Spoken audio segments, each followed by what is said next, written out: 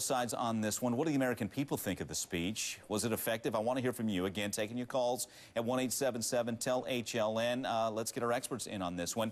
Joining us, Andy Barr, reporter from Politico, dealing with the political side of this. Also with us, Farnoosh Torabi, senior correspondent from TheStreet.com. She's also author of the book, You're So Money. Love that title.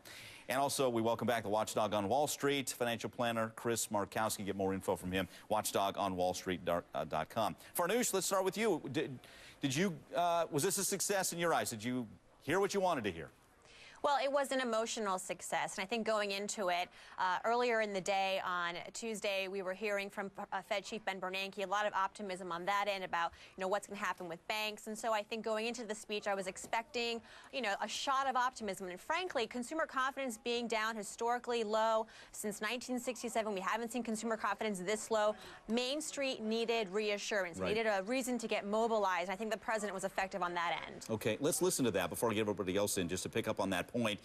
Here is the president basically reassuring us. Let's listen. You should also know that the money you've deposited in banks across the country is safe. Your insurance is secure. You can rely on the continued operation of our financial system. That's not the source of concern. That is why this administration is moving swiftly and aggressively to break this destructive cycle, to restore confidence and restart lending. All right, Chris, were you satisfied? Did he strike the right tone? Well, I definitely think he struck the right tone as far as optimism is concerned, but as far as the medicine he's prescribing, I don't buy into it at all. First and foremost, you have to read. He's such a good speaker. You have to read his speeches to actually see what he's talking about.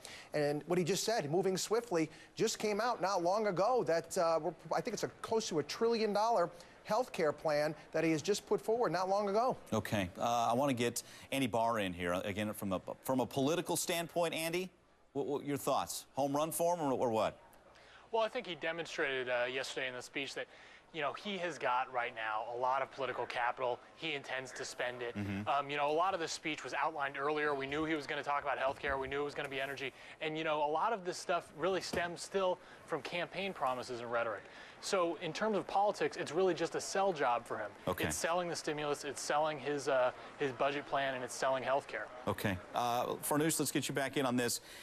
This was a speech. Was this a speech more about the average folks, Main Street, and if that was the focus, did Wall Street get left, or this wasn't about them? Help us out with that front of it. Right. Well, if you're watching the markets today, Wall Street was sort of unmoved by the president's words. And if you talk to people on the floor of the trading floor, they were saying that, they thought the speech, yes, it was optimistic, that they embraced the president's vision, but really there was no quick changes proposed. And he didn't really go into depth about what's going to happen with the banking sector and in terms of the financial crisis. And this speech was really targeted towards Main Street. And but then if you were still watching the markets today, we had again Fed Chief Ben Bernanke continuing his congressional testimony, talking about that we're not really going to be going down the path of nationalization, which really then cheered Wall Street's mood. And we saw the markets turn around, finishing up higher. So that shows you who Wall Street's really tuning into more than the president. It's the Fed chief who's deciding on interest rates, who's deciding on monetary policy. The president obviously has a huge impact. He is our leader. Okay. But in terms of Wall Street's preference, they're going to listen to Fed Chief Ben Bernanke. All right, let's get a call in. Leah in Mississippi, your thoughts, Leah? Leah, you there? Yes, I am. Go ahead, Leah. Okay, with all the money going to the banks to bail them out, then why are the interest rates being raised on the credit cards? We've had the housing market crisis, so next is it going to be the credit card crisis? Good point. Chris, what about, did he touch enough on getting credit to start flowing into the economy again?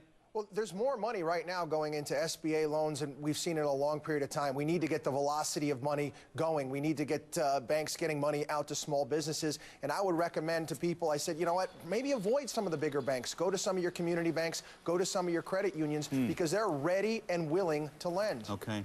Guys, we were just getting loose there. We got to run. But thanks again. Farnoosh, great to have you. Chris, as always. Andy Barr, you as well. Thanks again, guys. All right.